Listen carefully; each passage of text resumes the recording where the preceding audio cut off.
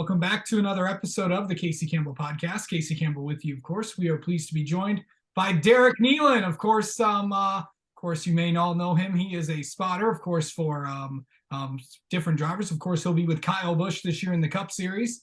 Of course, he'll stay with Austin Hill, and he'll be with Nick Sanchez for the Truck Series. So, Derek, how are you? I'm good. I'm enjoying the cold, well, semi-mild weather right now in Maine. Enjoying the rest of what's left of the off season, and getting ready to get going here in the next couple of weeks. Yeah. So just kind of talk about, of course, you've worked with, getting ready for the season and getting ready for all that. Of course, you've worked with Kyle before. What's it going to be like having a different voice on Sunday? Yeah. So actually, it wasn't until 2022 that I actually worked with Kyle. I spotted for the KBM 51 truck full time last year with Corey Heim. And then obviously Kyle ran the truck, 5 times. So I was able to spot for him for those 5 races that he ran. We had success right off the bat, so that was obviously helpful. And we won that one race out at Sonoma, I believe it was. So that was good. We didn't have any issues. He never, really had to tell me to do anything different. So that was nice.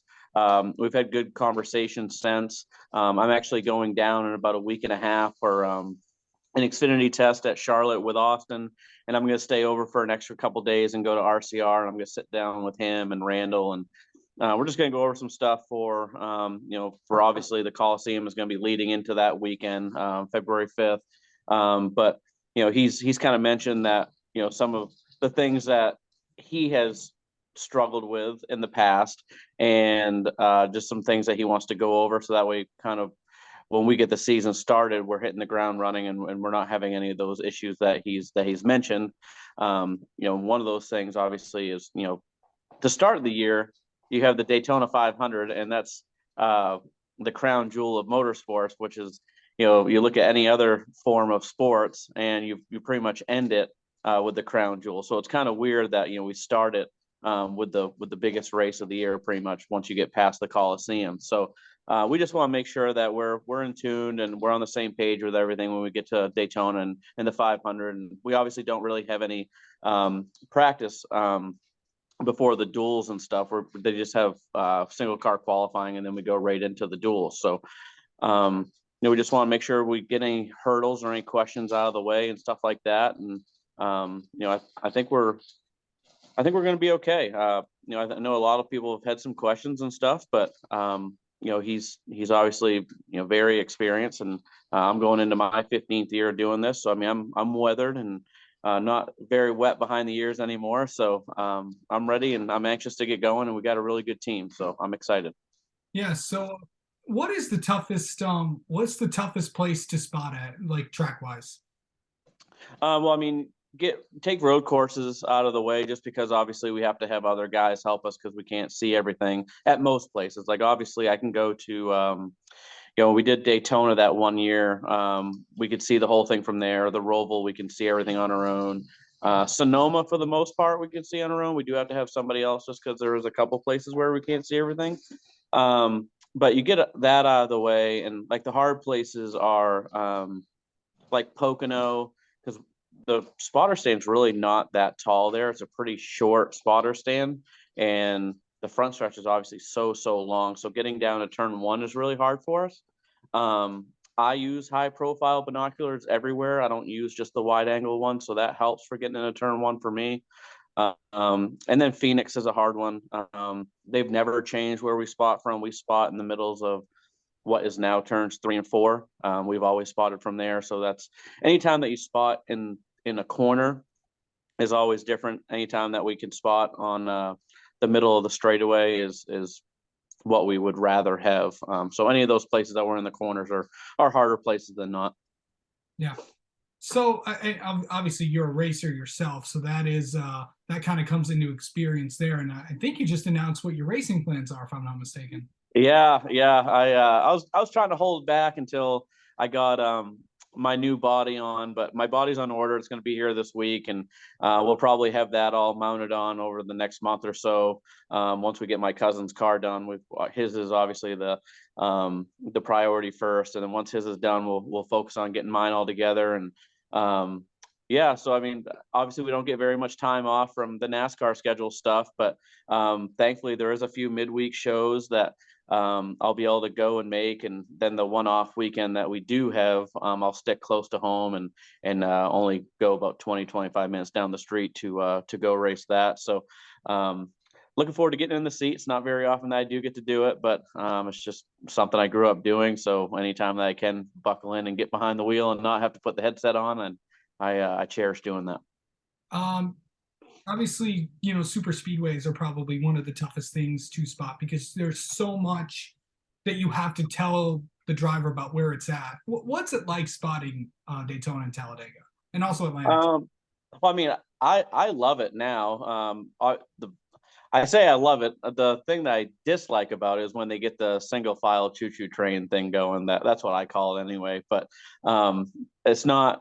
Obviously, for a fan watching it, it's not very fun. I mean, there's actually a lot more going on for us spotting wise when that's going on, but it's just not fun to watch. They're just single file and it's boring, and it's just a big train going around in a circle. But it was absolutely huge, scary race for me when I first got started spotting, because you just didn't know really what to say and how to approach it. And I was trying to listen to so many people when I first started doing it, and now it's actually probably one of my most favorite things to do is to spot. I love doing the truck and Xfinity races. The Cup races are really hard. The cars just race differently, and obviously they're you have 30 or 35 guys that are out there that are some of the best drivers in the world, and it just makes it that much harder to do those races because everybody kind of not knows what you're gonna do, but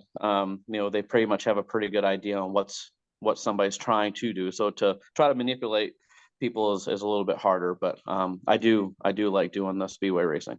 Yeah, it's like and of course you're also trying to talk with other spotters and all that stuff. If this guy goes with this guy goes, and someone goes with that, just trying to talk. What goes on up there during one of those races? A lot of people say they try to work out deals and stuff like that, but and we do all talk nonstop. Obviously Chevys try to stick with Chevys, Ford try to stick with Ford, Toyotas try to stick with Toyota.